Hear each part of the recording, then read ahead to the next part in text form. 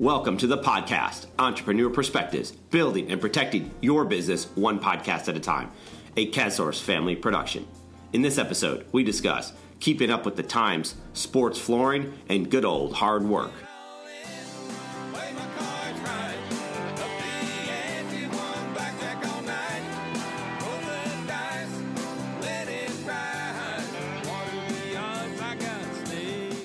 Our guest today is Brian Cockfield, president at the Sports Flooring Group. Brian started the Sports Flooring Group in 1989. He's from Camden, South Carolina, and went on to play college football at the Citadel in Charleston, South Carolina. If you've ever spent time in the Charlotte area and went to a sporting event, you've probably seen Brian's work. And if you have, you would have seen firsthand his high-quality work. Brian came by the KazSource office to record the show. His knowledge and expertise were on full display. And as I mentioned during the conversation, there's one thing that stood out: Brian's hard work. I enjoyed our chat and know you will too. So let's get right into this episode and welcome Brian Cockfield. How does a troublemaker like you end up at the Citadel playing football? That's a loaded question. That is. But I knew that if I went anywhere else, I probably wouldn't have graduated. Yeah. That's called self-awareness. Yeah. and I wasn't as much a troublemaker. I just loved to have fun and didn't think anything was wrong with it. And all kids go through that, but going to the Citadel taught me a lot about it. I grew up fast there. And it's a world inside of a world. It's a fantastic school, because I've got a great education. It's a hard school, because playing sports there, and Rudy will say that you're on the field, the track, or in the weight room as much as you're in the classroom. And a lot of times there is not much time left in the day to study and do the work. But at the Citadel, they made sure that you had the time. Yeah. And you made the time. And the coaches, the administration, everyone, it made sure that you didn't struggle. Yeah. And if you were, that you needed to let them know. Yeah. And just like a 3.0 grade point there is probably equal to a 4.0 somewhere else. And a lot of, when I first went to work in the corporate world, a lot of the corporations understood that. And that's what they liked, because they liked the discipline. Right. It didn't come easy. So a lot of times you see people, it came easy to them, and the first second that they hit struggles, they fold. Yeah. And we need more of that. We need more people. It's like, I tell my kids this. I said, you're going through these struggles today, you're supposed to do it today. If it was all easy, then what's going to happen when someone not literally punches you in the face, but when the world punches you in the face? You're like, and it does. Yeah. But you have to learn how to deal with it, if you will. Right. And that's a simple answer, but it's how you deal with it, contend with it, as to whether you're going to be successful. Right. And today, it's all about being successful by climbing the ladder. It used to be you stayed with one corporation and you did what you had to do. A lot of people peter out. Yeah. And I wonder how somebody could peter out. So they put the resumes out and they go to work for another company. And so they build names for themselves as they grow. And I know 30-year-old kids that are guys that are, and young ladies as well, that have had 5 and 6 and 7 jobs. Yeah. Since they graduated. It's very different. Yeah. Yeah. Yeah. I mean, it's not the day that you went to work on at 9 to 5 and at the end of the day you went home and relaxed. It's 24/7. Yeah. Something's going on. It doesn't stop. It doesn't stop. Well, you talk about running into a wall. You're successful in high school as a football player. Mm-hmm. So then you go to college, you play at the Citadel. It was a little bit different of experience, I bet, when you step up in class and you show up at the Citadel, and next thing you know, you're like, uh-oh, this is a different level of game right now. Oh boy. Yeah, I mean, I probably could have played at just about any small college around. And I don't know, it's probably the same anywhere you go, that the competition, and there are reasons that you get to go and play sports, because you're good enough and they want you to be there. But they also create the competition for either you're going to get better or you're not, or you could get hurt, okay? But a lot of the reason you get hurt is because you're trying to get better. Yeah. You go through the motions, and that does cause problems. Was there a moment like you're at practice and you got hit, or you tried to hit someone and it didn't work quite like it did when you were in high school? Yeah. There was a kid that was about 5'9", 5'8", that weighed about 260. And we were doing tackling drills. And I hit him as hard as I could, and it fell flat on the ground. Yeah, that's it. So, Yeah. And no matter what I did, I mean, I couldn't get the guy down because he was all spread out and husked out, Right. you know. Yeah. And it was frustrating. I wanted to get up and just grab him by the helmet. Whatever it took. No, yeah, there were a lot of embarrassing moments like that. Yeah. Yeah. The coach kind of sets you up for it too. But, Yeah. you know. So you're at the Citadel, and so what kind of offense? Because today we turn on the TV, and the amount of the spread offenses, they're going east, west, north, south. I mean, there's players. It's hard that people get frustrated with college or pro teams when the defense can't stop them. I'm like, how are they going to stop them? There's players all over the field, like the days of like the shutouts. I don't know if they exist anymore. What kind of offense were you running at the Citadel? Well, it was a combination spread and a veer. And I didn't play much offense there. The only time I got on the field offensively was to kick ball. There you go. I played mostly defense when I was there. Yeah. That's when I learned the cover zones. Yeah. You know, The different schemes. When I was in high school, it was either man coverage or zone. Now there's 4. Yeah. It's 1, 2, 3, 4, and everybody has an assignment. And it's clicking in your mind. The quarterback's underneath the center, and all of a sudden you're going, look, there's 2 wideouts here. I got the safety inside of me. I'm on the outside. Who's going to cover the short? Who's going to cover the long? And so you let the safety assume, because I would forget what coverage we were in. Yeah. Today, and even that happens today, and you get beat long, and you get beat outside, and that's the problem that I had. I took it personally. Yeah. And that's the worst thing you can do. Yeah. Well, you say assignment because it's assignment football, right? Because someone wants to make the play, but you don't realize that the linebacker had to take on the blocker so the cornerback or the safety could come up and make the tackle. Yeah. And it's tough because if you have the wrong culture there and this person wants to make the play, they get blocked, the cornerback, and the guy's breaking free. And that's football. And and you hear it all the time. And it's not just football, it's business too. Because if you're doing a task and you're doing whatever that thing is, and someone's trying to be the hero, you can lose everything. And learning to come from behind. Yeah. Sometimes. Yeah. I mean, it's not bad to be behind.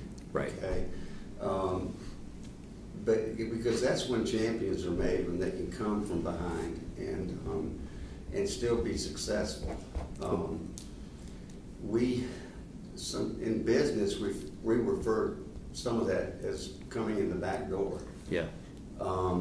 Because if you're in the front door, you also have to make sure that your guard is up, so that those who are trying to come in the back door don't make it to the table. Yeah. I don't know if that makes sense, but it's difficult when you're selling products and yourself, and then here comes somebody else. It might be a friend of an associate. It may be someone, I'll take a look at this, or and then all of a sudden they get an audience, and you have to be prepared not to. You don't want to knuckle down too hard, because you could end up getting angry and busting the relationship right there. You sort of have to play it low key. Yeah. But coming in the back door, when you've made an opportunity for yourself, because somebody found out about from somebody who knows somebody that, hey, you ought to talk to this guy. because he really knows what he's doing. Yeah. And we could get an audience, and it's not that it happens all the time, but we can get an audience for that. And then the next thing you know, the board of directors says, you know what, I think we ought to listen. Yeah. That's the kind of, well, you've proved it out. Sale I like to make. You've proved it out, right? You proved out that the proof of concept is there. Someone's seen your good work. We're going to get into that. And it's interesting you say that, because in our own business, and we started off, people know the story, who listen to this, is an insurance group. It was always going to change. I always knew that. But there was a moment when we had a large case that we were working on, and we didn't have control of the end of the case, but the case was closed. And then there's this thing called a 10-day free look period in life insurance. No one ever uses it. It's very rare. Everything had agreed upon, this financial, every advisor in this deal had agreed to the deal. And then the insured, at the very last second, like literally that last day, decided he didn't want to do it. And that was the day I told myself, we are not going to let that happen anymore. We are going to be more in control of these different situations. And this was a marketing company. We started creating our own content. We started creating our own business, and a marketing company was born off of that. So you go through, we talked about getting punched in the face, getting knocked down, things not going your way. What are you going to do about it? Because I always say there's two options you have. Either get happy with what the situation you're in, or actually go do something about it. And coming from someone who, the troublemaker, right, that goes to the Citadel and plays football. No, I know, right? But the troublemaker in the sense of you're not really doing anything wrong, you're not creating problems, but you go to the Citadel, and that's a wake-up call. And then you do that, you have success, and you learn a lot. And I love how you look back on your days at the Citadel with admiration, and you're just so grateful and thankful to have been there. And then you go into business, and now you're in the sports flooring business.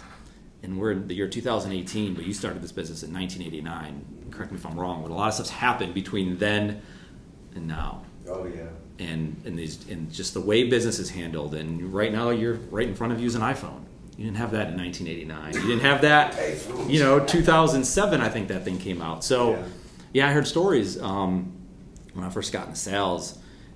They used to tell the salespeople, not when I was there, but before I was there, they would say, take this roll of quarters and go see people. And then when you need to make a phone call to follow up with someone, go pull up the side of the road, find a payphone, and use your quarters. That was sales. Yeah. Been there? Yeah. Tell me where there's a payphone anymore. Yeah. No, there's not. You don't find them. Yeah. I mean, I knew where all the phone banks were. I was a sales rep before I started the business. Remember, that's how I got into business, because I was from the sales rep to a national manager for specialty operations and specialty flooring. Through Athletic Business, which is a magazine connected to sports. That's how I got involved in the business. Yeah. But it was interesting, but I was away from my family so much that when I was traveling, that we had daughters that were born in 81, 83, and 84. Stair steps, and they were young and impressionable, and I was a weekend dad, and honestly I prayed about it, and I felt that, and I went to my wife, I said, I think God wants me to quit my job. And she looked at me and she said, well, then you better quit. I went, not what I wanted to do. That's right. And play the other side. But it allowed me to get reconnected with my girls. Yeah. Because I was Mr. Mom for 4 months, because I quit the job in late November, early December of '88. Oh, wow. And so we went through Christmas, we went Christmas shopping, we spent time together, I took them to school, I went to their events, everything. Yeah. Because my wife was working at the time. Yeah. And she had to. Yeah. We were living off a 401k. It was a pension fund back then, but and so it's something that I take a lot of pride, if that's a good word to use, because here it is 29 years later. I mean, we're in our 30th year, 29 years later, and I look back and I go, man, how did we do that? There's only one way, and that's God's directed our path. I mean, there's a verse that hangs on our wall in the lobby. It's Proverbs 3, 5, and 6, and that says, trust in the Lord with all your heart don't lean on your understanding. In all your ways acknowledge him, and he'll direct your paths. Now, we've strayed from that. Yeah. I mean, it's just human nature. But there's so much truth in that. If you trust and obey and do the things and understand, then the rest happens. And, you know, some people call it coincidence, but when things come out of the blue, there's only one way. I mean, yeah, we're word-of-mouth business, but when I sat above my garage in 1989, because that's where I used it. It was a 2-story garage and double garage, and downstairs was the warehouse, if you will. And I grew into a mini warehouse, and then we grew from there to a small warehouse. But I sat there and I said, okay, God, what am I gonna do? Okay, I had a nice Land Cruiser downstairs that I drove all over the place, and I thought, where am I going to end up with all this? And the next thing I know, I get a call from Davidson, and that was the beginning of that relationship. Yeah, Davidson College. Davidson College, yeah. The late guy, he passed away several years ago, but Bob Price was the director of business development for athletics, and I became their jack of all trades if they needed something done for the athletic department. Because after Belk Arena was finished, there were a lot of little nickel and dime things that they had sort of forgotten about. Mm-hmm. And so I practically lived on that campus for 5 years. Yeah. Just doing, I could have named myself Make a Living Incorporated. Yeah. It didn't matter. I mean, if I needed to go make a presentation, I had khakis and a shirt in the back seat. And, or if I needed to work, I had shorts or a pair of blue jeans and a hard hat. I'd go to work. And I wasn't afraid of it. And at the same time, I was extremely grateful. And I love giving things to customers. If it's a designer or something, I'll go out and I love giving a bottle of wine at Christmas or take a contract or a case of beer or something like that. Yeah. Because craft beer is huge. It has a taste for that. That's it. But just showing appreciation. And it got to a point to where they would start telling their associates, you know, hey, you ought to look at this guy. I think he's really headed somewhere. He's got great ideas. And then along came Terry Holland. Are you familiar with Terry Holland? I'm not. But Terry, he played at Davidson, coached at Davidson, and then ended up at the University of Virginia. Okay. And he had a guy named Ralph Sampson. Oh, yeah. Yeah, now we're starting to get it. Connect the dots. Yeah. With the Rockets. Yeah. He and Akeem Olajuwon. Before that, he was considered one of the greatest college ball players ever. Oh, yeah. And but Terry left Virginia, came back to Davidson, and he recruited Bobby McKillop, who is at Davidson now. Yeah. And I've known Bob, you know, since his infancy, and he's coached, you know, Steph Curry. Oh, yeah. I know the Currys, and you know, I worked with Dale on a project that ultimately he didn't pull it together, but because they didn't buy the house, we were going to put a basketball court in his basement. Yeah. And at that time, it was for Steph and Seth. Yes, yeah. And but there were issues, and we were acquaintances. You know, you see. You got to know each other. Yeah. Yeah. So things like that just tumble. It just kept going. Yeah. Well, when we talk, what I see is hard work. Like you said, like you just, there is no other way around it.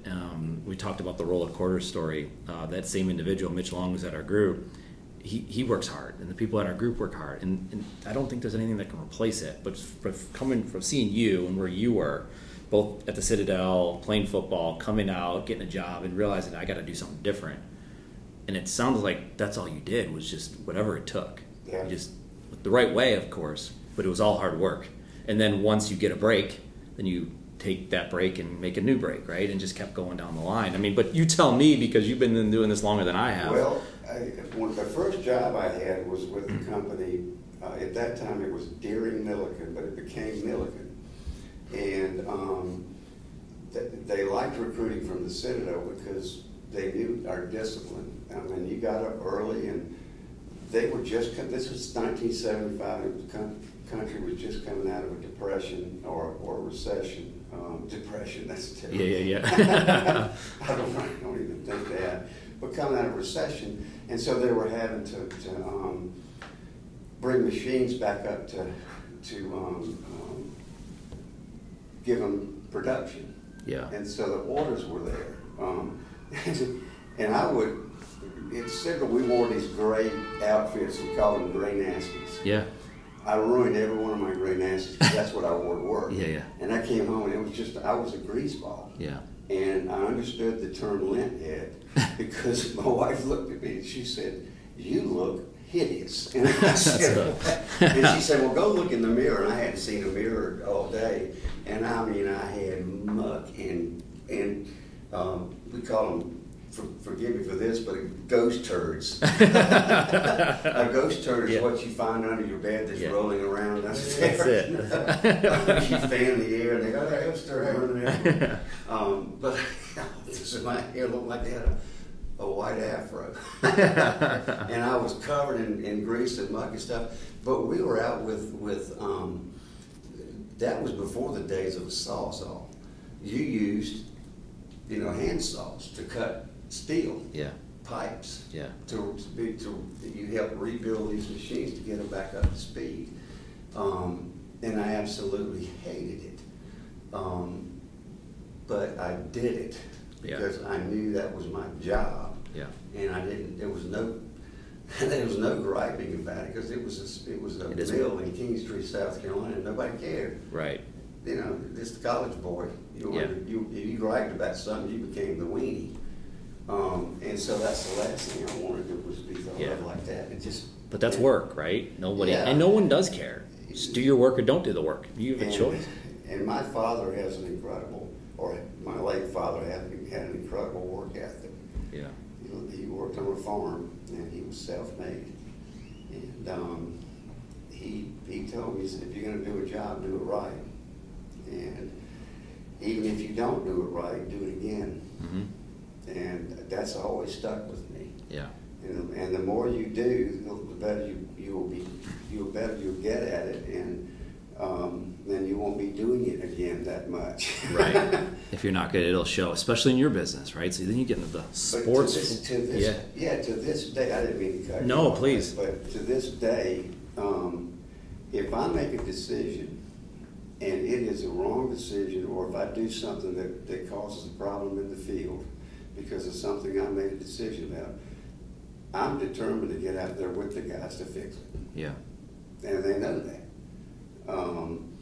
As a matter of fact, do you want me to call so-and-so? You don't need to be out here doing this. No, I'm taking accountability for this. And so there's nothing they've got over on me because I'm willing to get out there and get dirty with the best of them. Dig holes, work in the sweat, outdoors. It's the summertime, and where's it going to go and where's the fall? Yeah. That's it. It's 80-something degrees in the middle of October. But it's something that I'm passionate about, is making sure that my guys don't see me as the owner executive, okay, who sits at a desk and makes decisions and directs the paths of everybody else around them. Yeah. No, you're in it. You're a practitioner. I'm going to be there.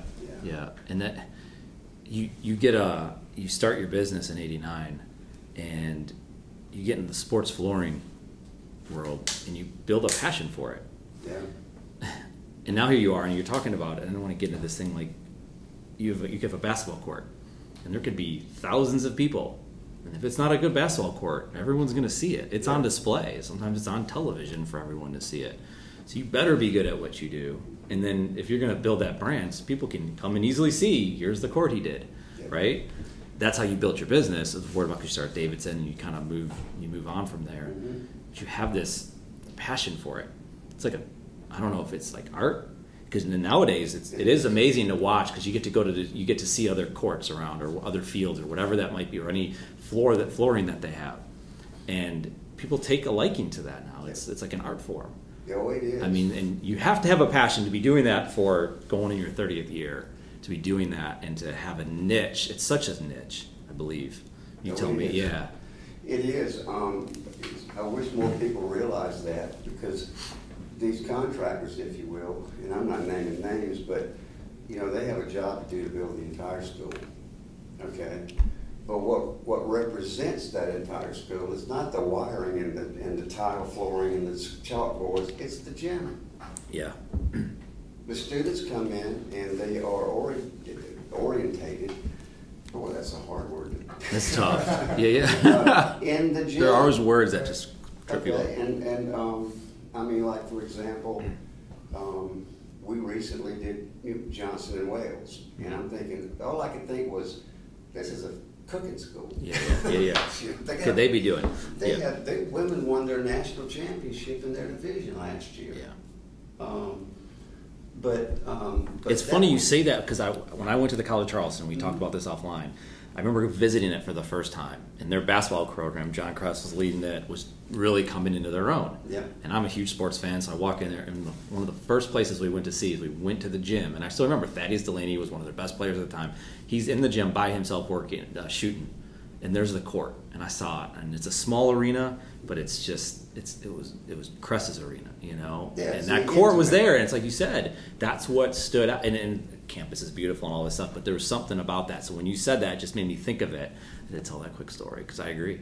It just makes an impact, and where we get a lot of our joy is because we design too, and that's fun, and that's where I mentioned Chris earlier.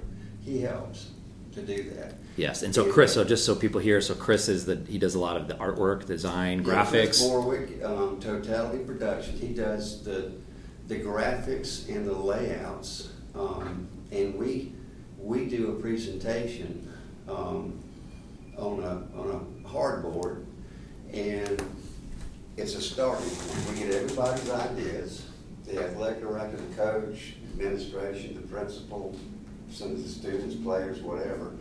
And that's how we get them more involved and get them excited, especially if we're going to replace a floor. We've recently replaced a floor at Metrolina Christian Academy, and boy, the kids own that floor. I mean, that is their place, because they had this nasty old gnarly rubber synthetic floor that was coming apart at the seams, and they're a part of the same conference, the private school conference that Providence Day and Christian Latin and all them are. And why would you want to invite someone into that gym to play on that? Mm-hmm. And so when we put the new floor in this past summer, they couldn't get enough of it. Oh, I'm sure. They had to lock the gym in chains. Just sticking their head in. And so finally all you could see was eyeballs looking through the door. Yeah. But it's something that the kids don't take for granted. The private schools especially. Some of the public schools, it's the court. Right. As long as you're not, rubbing the pine, you're on the court, you're in good shape. And they don't care about all that stuff. Right. But the impact is made with how well it's kept and how it looks and how impressed they are with it. Proud of it. Because that's the, and we've done a lot of the Mecklenburg schools, probably 15 or so of the newer schools. Yeah. Schools like Huff and East Mecklenburg were recently built out on their gym, and Butler names it, Independence names it. That stick out. Yeah. Well, it's branding. Yeah. I mean, it's the logo, it's the look, it's like you said, it's memorable. So that's no different in business. It's a way to brand it. I mean, you see universities doing this all the time. I mean, their courts are changing, and they're looking to to stand out, to make look at maybe not a court, but Boise State. Like, they went way out there and created a blue field. Yeah. And people talked about the blue field, whether you hated it or loved it. You talked about it. It was a part of their image. And it was like, and I'm sure those kids were like, I want to play on the blue field. Yeah. No one else is doing it. So especially if the team is really good. That's right. When they were good, and they're it's like a gadget thing. Yep. And I've played on some of those synthetic fields in my day too. They weren't quite as good as they are today. Oh, they're amazing now. Oh, they Yeah. are. Yeah. All these courses A lot are. of engineering goes into Yeah. it. I mean, I think it's fascinating because, like we talked about before, it is such a niche. You've seen, though, going back on business in '89, and you get the '90s and the 2000s. I mean, geez, now it's 2018. Yeah. And that's wild. And business, the things that you use, the rate of change right now, the people, the way they work or don't work, and we can make generalizations about different generations, but at the end of the day, I mean, business is moving fast. Yeah. I mean, you see that. I'm assuming that obviously from the early '90s till now, things have changed, and it's only getting faster. Oh, absolutely. It's like in my day, and even starting in business, the basketball teams all had the little shorts. Yeah, that's it. I mean, I don't know why but when they first came out with the baggy, loose uniforms, Yeah. I thought, man. But now that's what everybody expects. Yeah.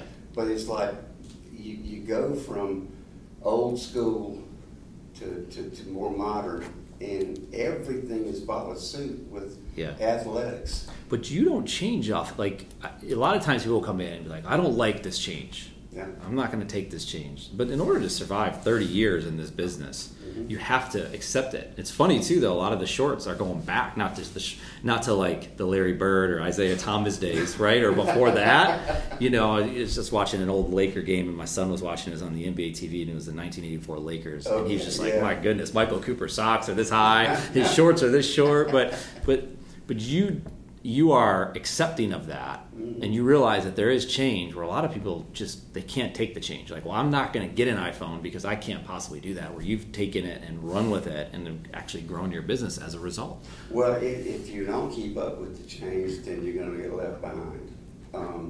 I've learned to bite my tongue on occasion too, because some of the things that people want to do are just like, but it ends up being something that becomes a talking point. Change. And what are you doing differently? Now the NCAA Final Four courts are they're maple and they're portable, but with the exception of the different segments of the zones, the different championships. Yeah. The Final Four court for both men's and women's, it's all stained. Yeah. It's all multitude of. And so the city tries to throw there's an impact from the city because they want to identify the arena that they're playing in.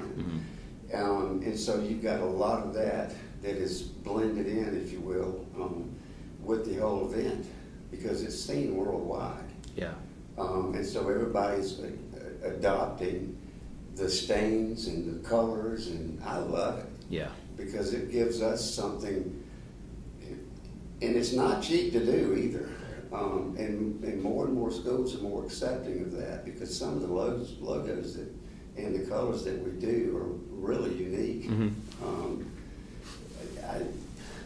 Johnson & Wales is one to go look at because we did the Charlotte skyline down the length of the court with stain. Yeah.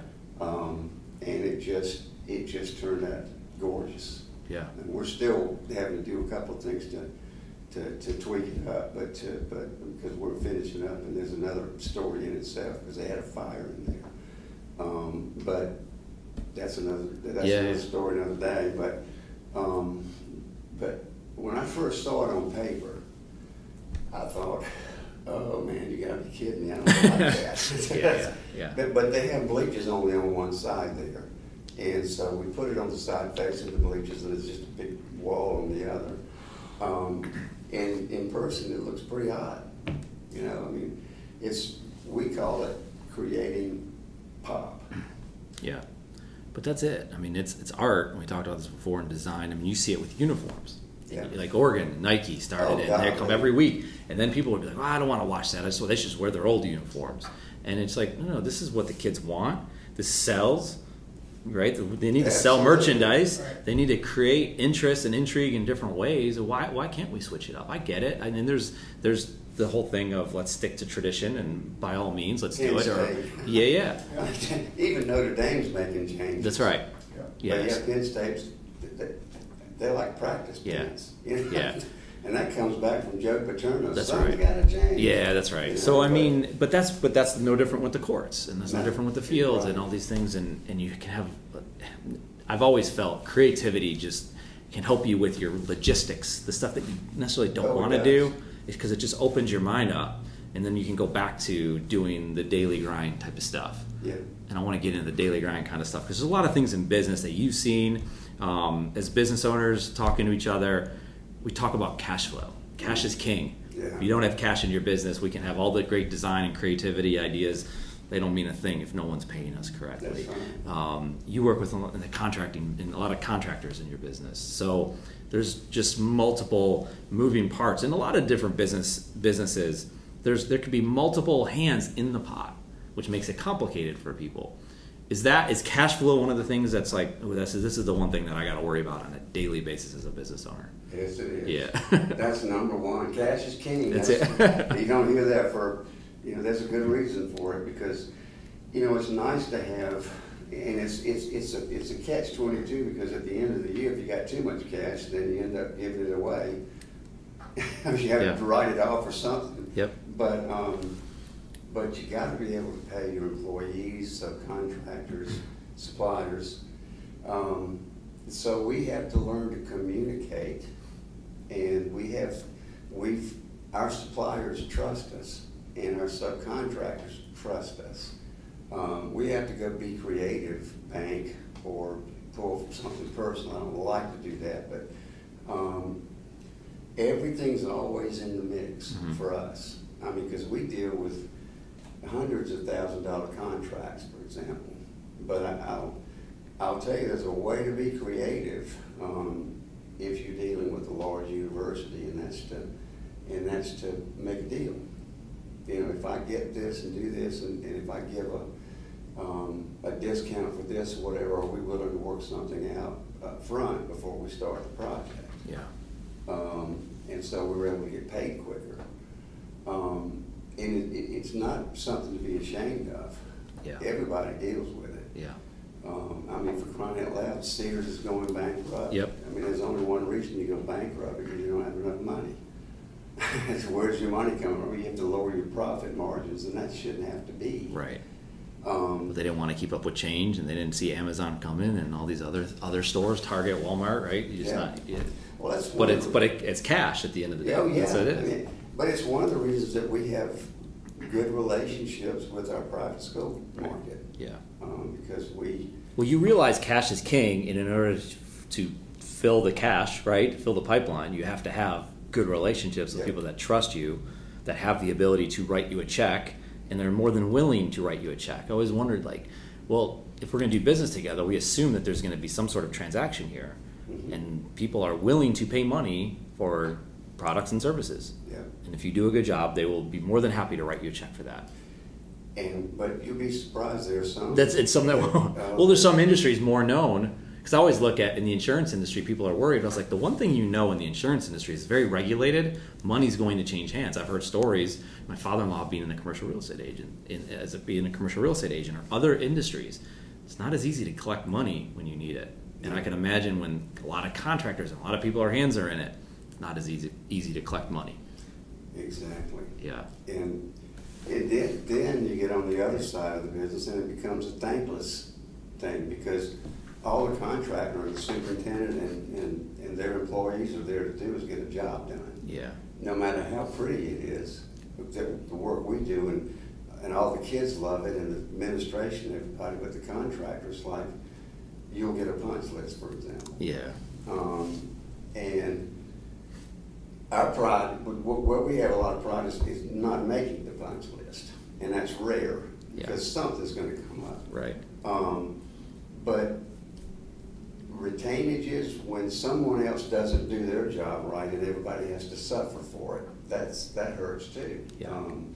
So it's just a matter of communication, and that what it all boils down to is not sitting on your hands when it's time to communicate. Because if I pick up the phone and call one of our suppliers, our vendors, and say, look, I know we're coming due on the bill.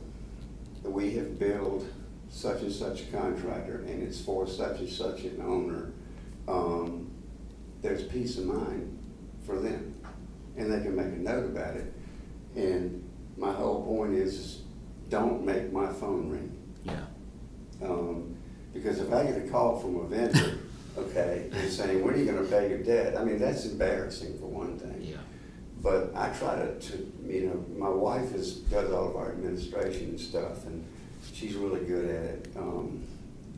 But I try to make sure that everybody's going to be taken care of. There's nothing to worry about. The last thing you want is rumors. Yeah. Oh, that's business. They're going out of business. They can't pay their bills. No, I've got $500,000 in receiveables. Right. It just ain't sitting in the right place. That's right. That's where it needs to be. Yeah. Yeah. So yeah, it's kind of interesting. Yeah. To bring that up. Well, Brian, I think it's fascinating the different decades that you've played in, and all the different things that you've done, and see the rate of change, and it's only going to speed up from here. Yeah. But it's a fascinating business. It's something that we're huge sports fans, so we see it on a daily basis. I absolutely love it, because we cross paths with so many individuals. I was mentioning the Currys earlier, but we just finished a court for Trevor Booker. Yeah. Trevor's in China now. Wow. We got to know Trevor through Jonah Bays, who owns Combine Sports. And Jonah and Trevor played ball at Clemson. It's interesting, one thing leads to another. And we've done Muggsy Bogues. We've worked with, in the day, Hersey Hawkins. Mm-hmm. That's a Southern Yeah. star. Yeah. Never heard that. I know. Hersey he was a trip. I loved his wife. But we built them an outdoor court and an indoor court up in the garage. Yeah. But they were so personable and so easy to work with, because a lot of times you think these athletes just don't approach it. Yeah. But they're just people. Yeah. And we did one of the things that it's probably a court that won't get much recognition, if any, but Denny Hamlin, the race driver, drives a FedEx car, and Joe Gibbs. He has a gym, a full court basketball arena in his home. Wow. On Lake Norman. Yeah. And the NASCAR crews, they all have leagues. Yeah. And they play. Yeah. But we did his court, and we worked with him. It was so much fun, because Denny's a quiet guy. But boy, when he was involved in the mix, he got into it. It was easy to get to know, Yeah. because he was fun. Yeah. But I've never been involved in a gym with so much remote control activity. Yeah. That I wasn't involved in. All we did was install the stuff. But 1 o'clock in the morning, my phone would, it'd be a text from Denny. I just saw this court at some state university, blah, blah, blah, and it's stained this, and I'd pull it up and look at it. And we designed that court because he was online all the time. Yeah. Looking at stuff. It was a trip. Right. And it turned out really sweet. Pretty neat. Well, I mean, you have stories for days. We can have you back on. And we could probably tell a story about all the different courts that you were part of and all that, and then the times that all the different businesses that you've been, all the business that you've done. It's fascinating for us to hear, because you've lived it in many different times. What I want to do now is get into some quick questions, quick answers, if that's okay. If you were not in the sports flooring business, what career do you think you'd be in? Probably cars, automobiles. Yeah. Yeah, I love cars. Working on something always, aren't you? Yeah, Yeah. I'm a tinker freak, if Yeah. you will. I mean, I've got some old cars that we're refurbishing, and a car I like to run around in, put the top down, stuff like that. Yeah. So speaking of business, things moving fast, social media's come on pretty fast here in the last 5 to 10 years. Do you have a favorite social media app today for business? Not yet. Yeah, I'm still learning. You're learning it. I am, because I keep my nose to the grindstone, because things change so quick. They do. YouTube. I mean, yeah, YouTube is great, but you got to get people to see the Yeah. thing. But We use Facebook, and I think LinkedIn is good. Yeah, I think LinkedIn with your stories is great. I think Yeah. Instagram for the images of the courts and maybe videos of the process of being put together. Yeah. I'm an Ohio State fan, and they actually just redid their basketball, their court, and you see the process of that court getting installed. And I think that's a lot of fun, and a lot of people take pride in it, and they want to see what that looks like. You bet. Regardless if the team's any good or not, they're like, "What is the court going to look like?" You know. Yeah, I'm ready to get one to go viral. That would be nice. And that's the way it can get done, and that's what social media is. It's amazing. It is. I know you're a sports fan, obviously, and you probably have a lot of teams, but if I were going to only let you from here on out root for one sports team, what team would that be? Does it matter what sport it is? Any sport you want. The Braves. Yeah. I've been a diehard Braves fan. No matter what, I would never change. And a close second would be the Cubs. Yeah, Just well, because the Cubs are who they are. Yeah, yeah. And in the series, I'm pulling for Boston. Yeah, there you go. Well, the Braves, I mean, they went down. They were so good for so long, and they came back up fast. I was just there this year at their new stadium. Beautiful ballpark. Great. Yeah. They did a good job with and it. it's out in an area that different part of town. Yeah, it's cold, completely different part of town. Yeah. My cousin lives not too far from there. Yeah, it's a great atmosphere. Yeah. And the old stadium was too. It's just it got so crowded with neighborhoods and stuff, and it was just not a safe place to go to at night. Yeah, it's very different now. Yeah. All right, Brian, I'm going to ask you one last question, then I want to get some contact information. People get a hold of you. When was the moment you told yourself you needed to make it happen and you gave yourself no excuses? When I quit my job, when I was in corporate world, and I was at a point that I knew I needed to break away from the corporate world because I needed to reconnect with my family. And when I told my wife that I heard from God, He said to quit my job. And she told me, "You better quit then." And I knew I needed to make something happen. Yeah. And that's the rest is history. Yeah. You know, it's so many. I look back and I think there's so much frustration that we've gone through, and times and trials and tribulations.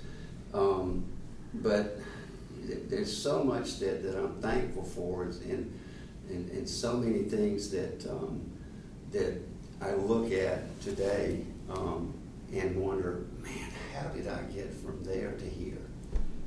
Yeah. And all I can do is give glory to God and say, that's the reason. Yeah. And it's not a religious thing. It's not a crutch. It's a habit.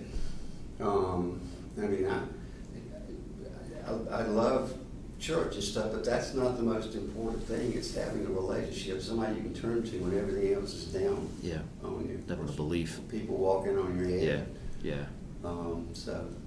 Well, it's inspiring, the work that you put into everything, and we'll continue to watch and hopefully keep in touch and see your courts and put some links to the images of the courts that you've installed and everything else that you're doing. We appreciate you spending time with us. Brian, what is the best way people can get a hold of you? Well, the best way is my cell phone, and I'm not ashamed to give it out. It's 704-608-1304, or we're at www.sportsfloorsonline.com or the Sports Flooring Group. Yeah. Well, I think it's the way sometimes it's just let's talk on the phone.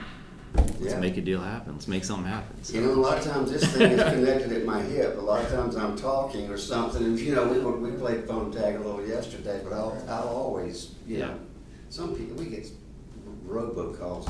I'll always. So they say now half of the calls in the year 2019 are going to be spam calls, but that's the direction we're going. Regulating that. Yeah, that's what we thought. Yeah, so, but then they find other ways to connect with you. And they do it.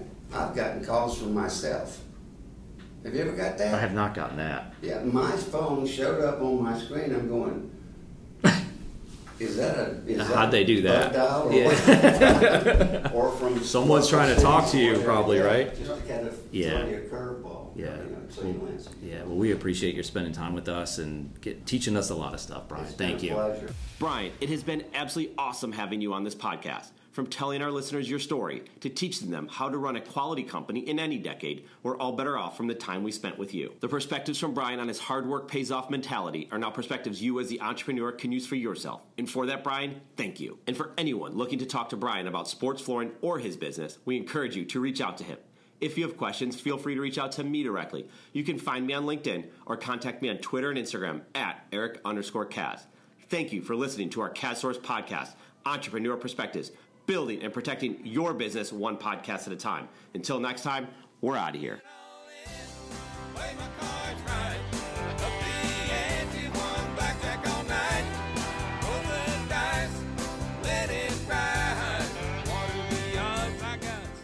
This podcast exists in large part because of KazCM, the content marketing business inside KazSource, Inc.